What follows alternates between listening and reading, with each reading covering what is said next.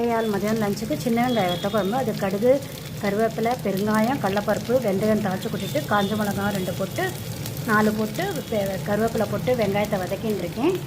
புளித்தண்ணியை கரைச்சி வச்சுருக்கேன். இது கொஞ்சம் வதங்கினதுக்கப்புறம் புளித்தண்ணியை போட்டு உப்பு சாம்பார் பொடி போடலாம். குழம்புக்கு புளித்தண்ணி விட்டு உப்பு சாம்பார் பொடி கொஞ்சம் வெல்லமும் போட்டு கொதிக்கட்டும். நல்லா கொதித்த உடனே அரிசி மாவு போட்டுவிட்டு கெட்டியாகிறதுக்கு நல்லெண்ணெய் விட்டு கருவேப்பிலை போட்டேன். ரெடி ஆகிடுது. வெல்லம் போட்டேன். டேஸ்ட் போட்டு டோக்கரி தோலை உரிச்சு விட்டு கடுகு, உளுத்தம்பருப்பு, கடலப்பருப்பு, பெருங்காயம், கருவேப்பிலை போட்டிருக்கேன். உப்பு காரப்பொடி பெருங்காயம் போட்டிருக்கேன். கொஞ்சம் வதங்கி அப்புறம் அன்னின் வத்த குழம்பு ரெடி எடுத்து என் ஃப்ரெண்டு கொடுக்குறேன். அதனால தான் நிறைய பண்ணியிருக்கேன். அப்புறம் ஆலுக்கறி ரெடி எடுத்து இந்த மத்தியில் செஞ்சு பாருங்க. கமெண்ட் பண்ணுங்கள், சப்ஸ்கிரைப் பண்ணுங்க.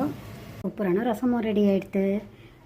2 எலுமிச்சம்பழம் சைஸுக்கு புளி தண்ணியை கரைச்சி விட்டுட்டு 4 தக்காளியை போட்டு உப்பு ரசப்பொடி போட்டு கொதிக்க வச்சுட்டு அதுக்கப்புறமா 4 கரண்டி துவரம்பருப்பை வேக வச்சதை போட்டுட்டு அப்புறம் கடுகு, ஜீரகம், கொத்தமல்லி, கருவேப்பிலை, பெருங்காயம் தாளிச்சு போட்டு இந்த ரசம் ரெடி ஆகிடுது.